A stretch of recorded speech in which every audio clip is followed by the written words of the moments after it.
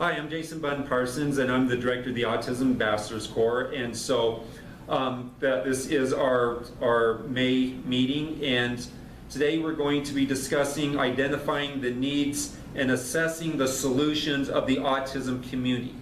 And I want to actually start off by reading a Facebook post that was posted yesterday by this mom, because it so perfectly sets up this discussion about these struggles that we and our parents have. Okay, so she starts off writing, "So nervous this morning, my stomach is literally in knots. Our new caseworker from agency," I'm not going to mention the name of the agency, is coming this morning.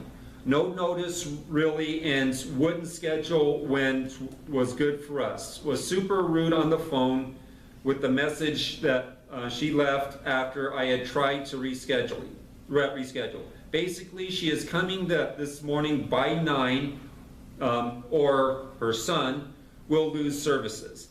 I seriously think these state workers who hold our children's lives in their hands are some of the most rude, inconsiderate human beings on the planet. This will be our third year with the agency, and I have never had the same caseworker. Huge turnover in the state's department agency. We basically have no rights to be treated in a respectful way, as that they know that we need the services, so they treat us truly as if we are criminals out on parole. I want to cry, as I hate these visits with a passion. I know I have to stay focused and go with the flow. The other part that sucks is you have to tell your worst days and the hardest stuff with your kids. It's always draining for me, as typically I try to stay positive, and with these people I have to dig up all the negative. I wish parents with special needs had it easier. Autism is hard enough. Why do that they make us fight so hard for what is right and fair for our children? Being a special needs parent is definitely not for the weak, and if you are weak, then you must learn to gain strength and courage fast. Praying so hard that this will go smoothly as possible, and we get to keep our services. The other part is we won't even know till we get the letter in the mail if we get to keep our hours. Yep. Grateful for the programs. I wish people that ran them had hearts, empathy, and compassion. I have prayed at least 10 times this morning, so all I can do is put it up to God.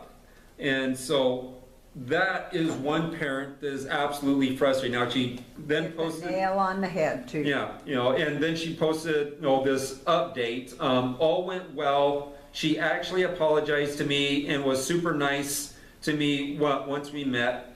I feel so blessed. What a relief. She won't be my permanent caseworker, as that would be nice, as she is getting all the cases caught up, as they are backed up. However, she told me not to worry and makes for the best day. #grateful. Thank you everyone for your kind words.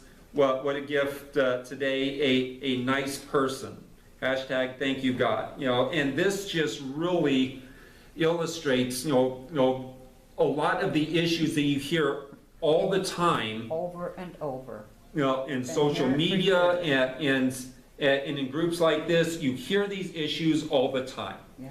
Okay, and so by the time I responded to her, there had already been 50 replies, a lot of them by people who made multiple replies, but I guarantee at least 24 people replied saying, yeah, we know exactly what you're going through and all this. And so I posted this reply, after giving a brief explanation as to who I was and everything. And her expressing frustration with an organization in order to lead into the subject of because I told her that I was going to be reading her post here, and so in explaining because she expressed frustration with an organization in order to lead into the subject of the frustration with all of the organizations that we deal with. Unfortunately, only my mom and one first-timer who's in the process of getting formally diagnosed has committed to coming tomorrow. This illustrates an even bigger problem. We spend this time complaining about these issues, but nobody comes when they're invited to discuss the solutions. When the autism organizations invite government agencies to their meetings, it's only so that they can give a sales pitch. When someone like me did in January of this year tries to respectfully point out that the PR person, what the PR person is saying is inconsistent with our experiences with the programs that they're selling us, they shut it down with the "there's a few bad apples" response. Okay? I understand the need to build bridges, to bring unity in the community, but building bridges to oblivion serves no purpose, nor building bridges with those who treat you like they're your superiors whom you have no right to question. Okay? And so, absent of other people, coming, and bringing their specific issues, that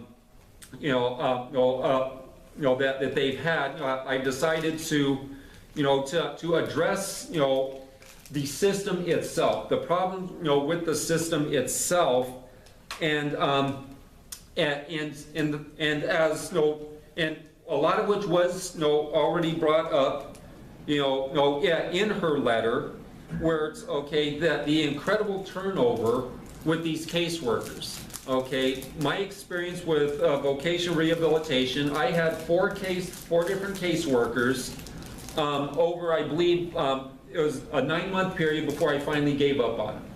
Okay, and it's like, okay, what do I need more? Do I need somebody with a bachelor's on their way to get a master's degree? Because that's the requirement to be a caseworker, to work for these state agencies.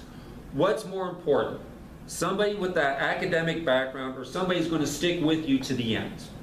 Okay, and for my choice, it's somebody who's going to stick with me to the end. Because I've done it with the with the traditional programs run by these people with their college degrees, and these people with the college degrees are basically and I brought up a lot of these issues when talking about the occupational struggles of autistics, as far as they just assembly line the people through, and this isn't just with the autism community.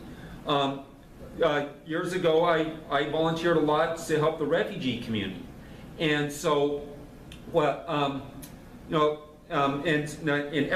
every one of these refugees had grievances with their sponsoring agencies. Every single one of them said, "Oh, the other agencies are doing so much better than my agency in dealing with their people." And there's this one guy, he went and he got a job working for one of the other agencies other than the one that sponsored him, and he vowed that he was going to give his people the service that he should have got when he came to America, and he quit within 2 weeks when he realized he couldn't keep that promise. Wow.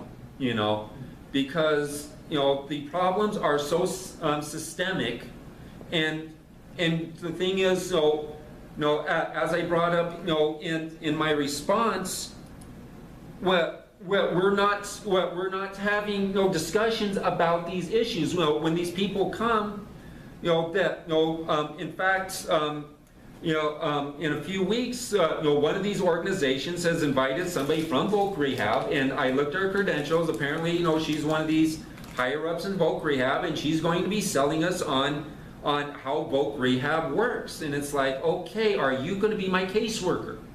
No, it's all great and dandy for you to tell me how wonderful your organization is, okay? Is the caseworker that I'm going to be assigned with going to have the same attitudes that you're expressing, the same positive can-do attitude? Is that caseworker, and again, I had 4 of them, and none of them had a can-do attitude. Every one of them, was just basically pushing me down the assembly line.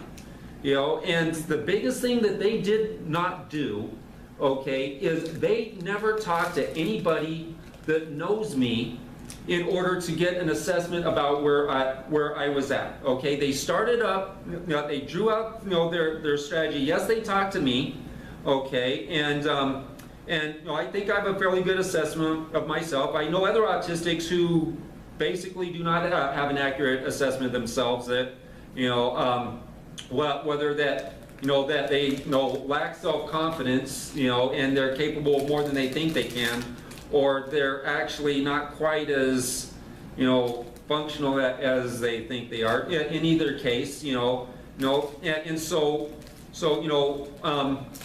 yeah, that they should be talking to to people. Take time to talk to my mom, and I came up with a list of 12 people that they could talk to in order to understand who I was, get specific information about me, because after all, autism is a spectrum, okay? Then why isn't there a spectrum of solutions for us? That's the whole thing. If all you're doing is you look at your textbook, okay, and you draw up your strategy based on the textbook without taking time to actually know the unique individual that you're working with, then how are you going to customize a specific strategy for them? And that was my biggest frustration from them, is that they were basing their understanding on me from the textbooks. And in fact, one of the things that I talked about is possibly going to school to be a teacher. And I told this to my very first caseworker, and she's like, I've never met an autistic who wants to work with people before. And I'm like, okay, yeah. Sister Armstrong. Okay, Tara Marshall. She's a occupational, no, that's Sue Galbach. Sue Galbach is a now retired occupational therapist, and Tara Marshall is a speech language pathology assistant. I got myself mixed up.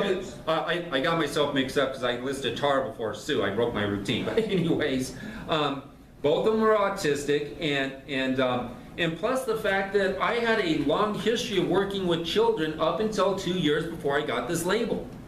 And ever since I got this label, people make these assumptions about autistics. Okay, and that in and of itself, is the problem. Is these perceptions that people have of autistics, especially, we're going to have meltdowns. We can't handle stress. We can't handle anxiety. Well, would you like to actually talk to people who have seen me in stressful situations? I did the Heimlich maneuver on my mom.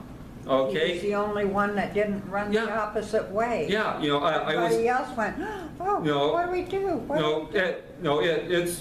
And actually, it didn't even dawn on me at the time. There was actually a life or death situation. Because I was so confident in the protocols for doing the Heimlich that I just got up. And you were zeroed in on something. Yeah. I've got to get that out of my mother's throat. Yeah. She's going to die. And he came around the table. Everybody else is just going. Basically there and did the Heimlich maneuver. Yeah, basically a paraphrase. Basically a fairly accurate paraphrase of what was going on in my head. Yeah. Is okay. She's choking. Got to do the Heimlich. And came right up. In fact, I think it's just one thrust too. Just one. Yeah, one good thrust. So yeah, I demonstrated at Word of Grace Church, where I first started working with the refugees, working with the children, having a dozen children in the class, ranging from birth up to 8, 9 years old, as many as 3 or 4 different languages, Spanish, Arabic, Amharic, which is Ethiopia, and sometimes other languages. And yeah, it can be quite challenging. It can be a little bit stressful. I would jokingly refer to it as riot control because a lot of times that's basically what you're doing. But I handled it just fine. But none of this matters. They won't talk to anybody that saw me working with those kids. Okay? Because they have this textbook. This textbook says, you can't work with children. You might have problems with stress and anxiety. You might have a meltdown. And I'm not just talking about voc rehab either. I'm talking about the fact that nobody has allowed me to work with children since I got my label. Okay? Have you had any experience with something like that? No. No? Well, you haven't been You formally haven't been diagnosed. yet. If you get diagnosed, don't tell anybody. Yeah. Well, basically, your struggles are with social skills. Yeah. So anyways. I don't know, you seem pretty social to me. Well, okay, let's take a look at this group dynamic. There's only 3 people here, so it's a small group. But he stuck his hand out and said. Yeah, that's a rehearsed action that's we're taught as little kids, okay. But going beyond that, there's only 3 people here. Nobody here is going to judge him because I know exactly what you're going through, and my mom is going to be sympathetic. So there's no reason for you to get stressed. You can be completely relaxed. And it is too. Yeah, and plus, I, as somebody who's been facilitating these groups, basically know how to draw out a fellow autistic, filling them out, figuring out, what questions that in our little interaction already online and the one phone call already gave me ideas. So, so that's the whole thing is, if you put them in the right environment, what autism? I go to a Thursday morning Bible study and people were surprised to find out that I was autistic because it is a perfect venue for me. I'm very knowledgeable about the Bible. And the one couple that did actually sniff me out, okay, was the Bible study leader and his wife because they have an autistic granddaughter. Wow. The first thing that they noticed that got them to suspect is because I was brilliant. That is what they noticed. They didn't notice, at least that's the first thing they brought up. First thing out of their mouth when talking to me, is that I was brilliant and that's what they see in their daughter. Okay. I'm not a fish out of water talking football. I go to my favorite restaurant often. And in fact, we went there this afternoon before coming here for lunch. And there's the screens with they're always on sports channels. Yeah. And a lot of times, I'll start talking with the other people there who I notice are also watching the games about the games. Okay, because that there is a common starting point. Okay, what's on that TV? If we have a common starting point, then I have no problem. If I'm just walking up to some stranger or just walking up to somebody at a Christmas social and just trying to figure out something to talk about, that's where I'm more likely to fade into the background. But when I have a starting focal point, such as whatever game is on that TV, you wouldn't know I'm autistic. I'll initiate conversations with complete strangers that I notice are also watching the game. Mm-hmm. Okay. I also sometimes go to this board game meetup. Okay, where basically these are all high-end strategy games. Nobody brings Monopoly. Monopoly is not allowed there. Okay, that's a silly game. These are high-end strategy games. Some of them are so high-end they should really be made into computer games so the computer can do all the calculations, because some of them are really high-end strategy. And you're looking like, yeah, that's something you would like. Mm-hmm. Yeah. Yeah, you know me. That chess. And so, You know, and so I go there and I have no problem socializing. Okay, you know, and so you know that's you know one of the things when we're talking about you know social skills or talking about anything.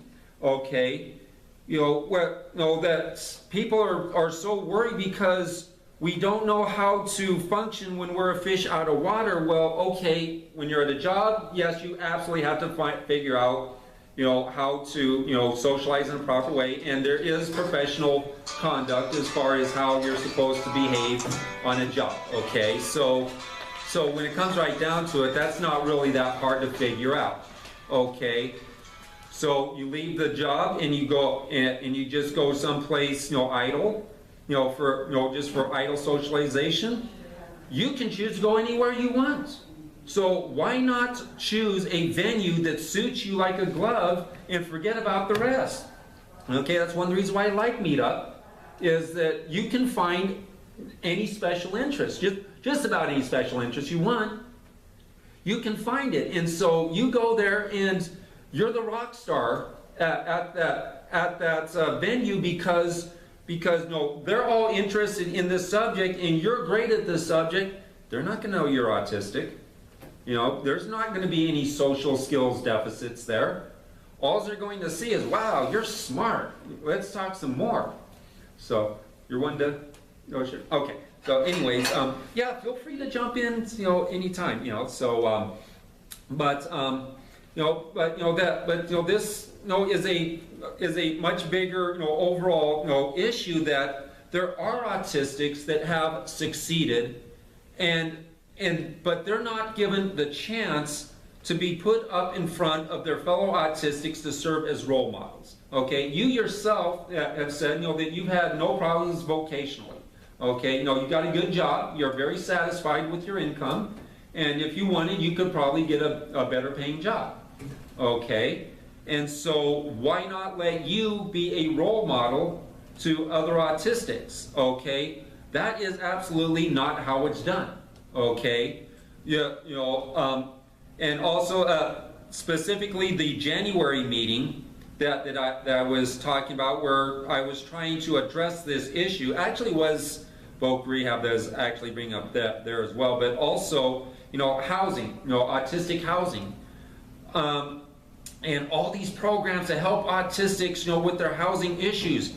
I know so many autistics, myself included, who have lived on our own. Again, I did not get diagnosed till I was 40, and yeah, I did have some initial problems with my financing, but that's all been, you know, taken care of by modern technology. You know, the banking apps that allow me to keep track of everything.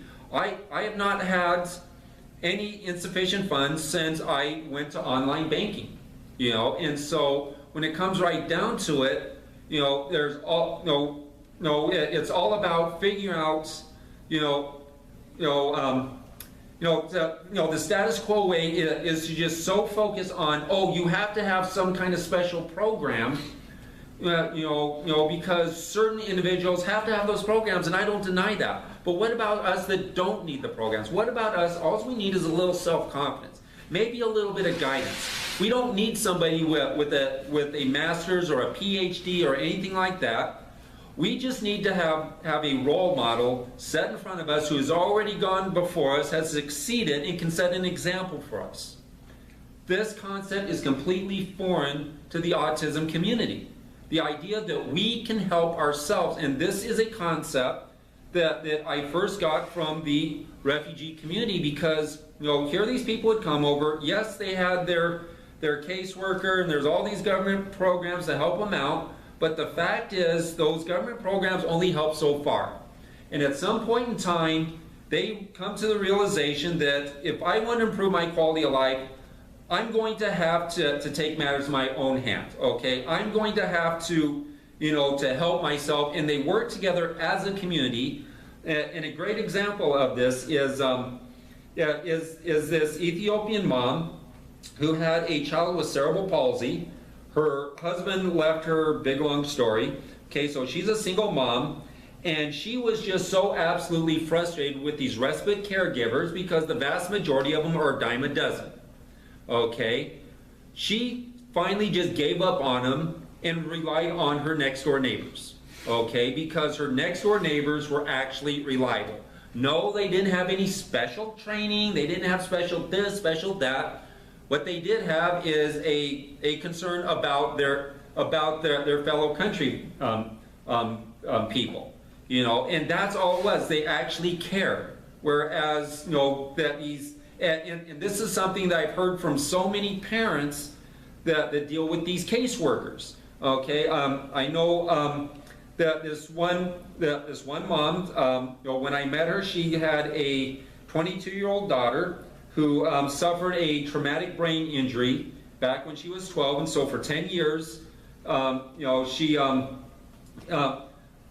not bedridden per se, because she can get, you know, she could go, you know, and leave and do things, but bottom line is, you know, she required a lot of care, and so they would, and she was, you know, she had, you know, her daughter later in life, and so she was actually old enough to be the daughter's grandmother, even though, you know, she was the mother. But anyway, so she absolutely had to have these caregivers come in to help out, and she gets so frustrated because basically, you know, trying to find caregivers that actually wanted to do something and would actually follow directions, you know, do what they were told to do, show up when they're supposed to show up, do what they're supposed to do, you know, and a lot of them were completely ignorant about dealing with somebody with disabilities, assuming that that anybody with a physical and neurological disability must also be an imbecile that doesn't know anything.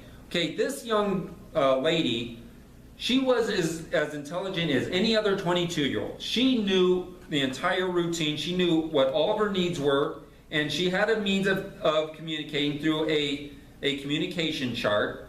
And these caregivers, some of these caregivers, that they had this idea that they were to come in and they were to take over her life and they were to micromanage her life, and they're like, no, she does not need that, okay? And this, you know, again, you know, are a variety of examples of the problems, you know, that comes with thinking that you have to have a paid professional to come in, because a lot of these paid professionals really don't care. My mom just had to step out to answer a phone, but she's a retired LPN, okay, and eventually she got too old to, you know, to basically maneuver a 120-pound young man who was in his early 20s, and so you know, she had to retire, but she was still friends, you know, with the family, so she would come in, you know, to check in, and she would find that, this young man had very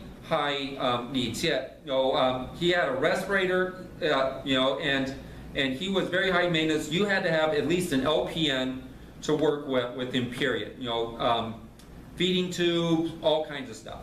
And so, you know, and she would come in and find that so many of these LPNs, these highly trained professionals, weren't doing their job. They were neglecting to shower him. They were neglecting to maneuver his body. That they were neglecting to do all of the most basic fundamental stuff that you're supposed to be, you know, doing when you're working with somebody with this severe of needs. Okay, and so my mom, you know, she would, you know, go and, you know, come in and voluntarily do the stuff that they neglected to do, because quite frankly, a lot of them were just there to collect a paycheck, you know. And so again, we come down to the question, what's better, somebody with training or somebody who actually cares? Okay, and I'm not saying that none of them care, because obviously my mom was a professional, she obviously cared, and there are others, you know, that cared. You know, I've gone to the hospital a couple of times for urinary retention, and I was always treated really great, you know. I've never had a negative experience dealing with hospital staff, you know, and so it's not that they're all terrible, but the idea that we have no choice but to rely on these people, a lot of whom are just there to collect a paycheck, it is extremely detrimental to us, okay? And And so we need to learn, and I've been saying this since 2010. We need to learn to fend for ourselves. At that time, we were still in the middle of a recession. Okay, there were no jobs, there was no money, programs were being cut. So what are we going to do? Curl up in a ball and be miserable, or are we going to figure out a way to improve our own quality of life the best that we can? It's not even an issue of who's better, the professionals or the alternatives. It's an issue of, well, we can't afford the professionals, so that's a non-issue right there. Okay, we need an alternative if we can't afford the professionals. And again, this is a concept that the autism community just is incapable of grasping, is the idea that we have to have professionals teach us everything and to do everything for us. And so anyways, I'm pretty much getting redundant. Like I said, I was really hoping there would be other parents here to give specific examples of specific struggles. Like I said, this one parent just really articulated it so well, that the anxiety that she felt, just here we go, we got to deal with another caseworker. I got to spend all my time bringing up all this bad stuff about my child. I don't want to. I want to try to stay positive, but every time I get a new, caseworker, I got to tell them how messed up my son is. And yeah, I'm paraphrasing a little bit, but basically, yeah, that's basically what was going on, and she was frustrated about it, and she wound up being relieved that this caseworker wasn't as bad as she feared, but nevertheless, this isn't going to be a permanent caseworker. Okay, because basically they're backed up again. That's what happens when when you're dealing with these agencies, is that they're never going to have enough funding to deal with with their caseloads. Okay, and that's just a matter of fact. Like I talked about, that's that refugee that wanted to work with his people and give them the service that he didn't get, and found out that it wasn't possible because they're just overloaded. So yeah, there are all these problems, and so figuring out how to to do these on our own. Instead of signing autistics up for these for these programs that are going to help them get housing, how about just move them next door to a fellow autistic, assuming that they're high enough functioning. I know some are aren't high enough where they basically they do need to have a live-in caregiver. I sure don't. There's no reason to put me in a group home. There's no reason to put me into any kind of a place where somebody has to babysit me. And I'm not the only autistic. Okay, why not give your child the benefit of the doubt and see if just moving them next to a older autistic who's gone through the rigmarole of living an independent life, who's going to understand the child's struggles, how about just do that? It is so much cheaper than creating a special program and paying professionals to process the applications and to then babysit your child because you assume that they need a babysitter. Instead of doing all that, how about just give them a chance to see if they actually need that kind of help? To set them up next to, in the same apartment complex as an older autistic who's already gone through, the adjustment process, and to be a role model to them. It is a completely foreign concept. In fact, a lot of people locally would be shocked to hear me propose that because they've never given me the chance to actually explain this as being one of my solutions, because they're so busy talking about the problems and how we need to get more money to solve all the problems. And they will not even give an autistic a chance to offer up an alternative solution that requires $0 extra. They will not even try because they're so busy focusing on the negative. And so, like I said, this is a systemic problem. It's, so anyways, and so, yeah, again, I'm being pretty redundant here. I was really hoping for other people, but anyway, so Sean, do you have anything else you might want to add in? Because, well, have you been formally diagnosed yet? So have you got an appointment? Have you identified specifically somebody to? Yeah, I'm probably going to go see that one doctor, Mateo. Okay. And he's back on vacation in a couple of weeks. So. Okay. Yeah, and so and he was recommended to you by somebody else, and so so anyways, and so what's that? We'll see what he says. Yeah. Okay. And so yeah. So yeah. So you're still right at the very beginning. So yeah, I wasn't really expecting you to but are there? But I know that we discussed that that you're wanting to develop social skills. So that is your number one need that you've expressed to me. Yeah. Yeah, because basically, from what you told me, you're fine in everything else.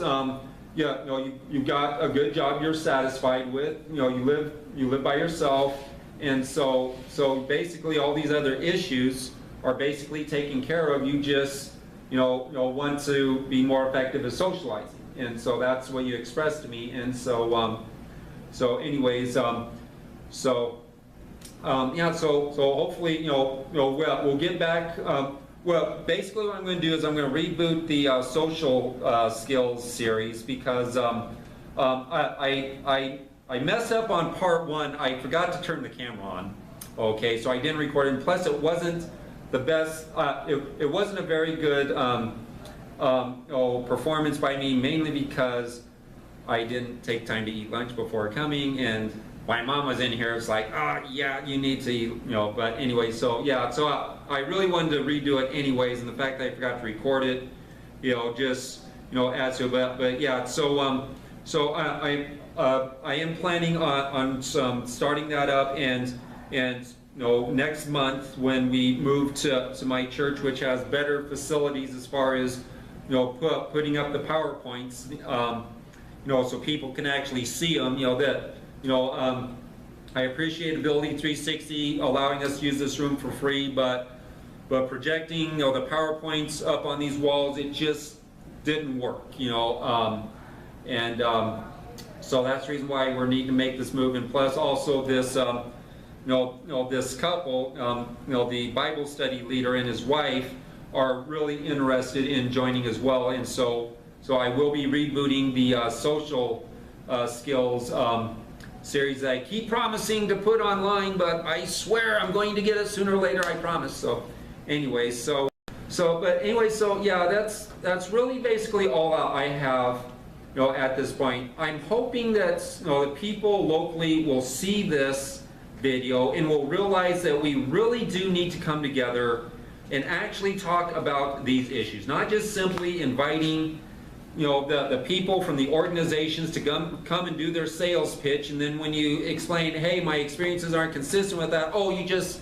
a bad apple. Like, no, I know a dozen people have the same problem. I had this problem with multiple caseworkers. It's not one bad apple, and so yeah, well, and so yes, we need to have conversation, dialogue where we're able to talk fully about our experiences and what we can do to come up with ways to help the system.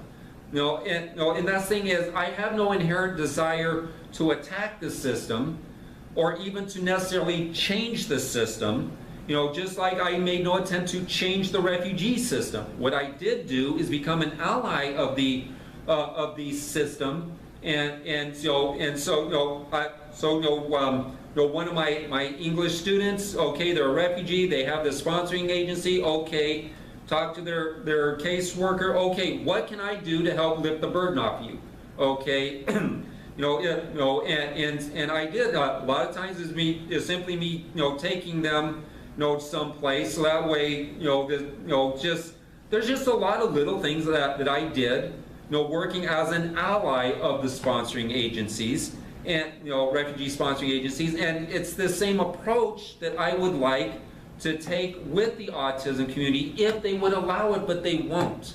They are just completely closed-minded to the concept of autistics helping autistics. They really are. And until even parents helping parents, just completely saying, hey, can we have an alternative to these government programs that are underfunded, understaffed, and in some cases, have caseworkers that are undercompassionate. Are there alternatives? Yes, there are alternatives, and that's what we need to talk about. And so hopefully, somebody will finally realize that there is value in having an open dialogue about what's going on and what we can do to provide alternative solutions that will lift the burden off of the system, because quite frankly, you should not be spending taxpayers' money on helping me do things, in which you're basically taking that money away from those who actually do need it. Okay, there are much lower functioning autistics who are not getting the services that they need because there's not enough money, and so giving me that money instead of giving it to that child, who needs early intervention, makes no sense, especially if there are low budget and no budget alternative solutions. Okay, and this is what I'm wanting to do. I'm wanting to free up money. I'm wanting to free up the time. I'm wanting to free up the system and make it easier for the system to function. And the system just needs to open its mind up to the possibility that that something like this can work. That not everything requires a professional. Not everything requires a master's degree or a PhD. Sometimes it just requires somebody who cares and is willing to go the extra mile, just like I did for the refugees in years past, and that's what we need. So, anyways, and with that, I think I'll go ahead and close, unless you want to say something, Mom, because you yourself, I've already asked him, but anyways, because you yourself have experience in dealing with the system as a private duty LPN and seeing, how the system works and stuff like that. And you're also... You pretty well covered that. Yeah, and you're also a drug rehab counselor for a short time up in Washington State. Yeah. And so, so anything to add? No? Okay. No, you covered everything just right. Okay, well then, I guess we can just go ahead and close early because there really isn't any more for me to say. And again, hopefully somebody, we can do this again where more people come up and talk about their frustrations and what we can do to provide alternative solutions. So instead of fighting with their caseworker, they can just go a different route. So anyways, all right, okay, so for the 10th time, I'm closing.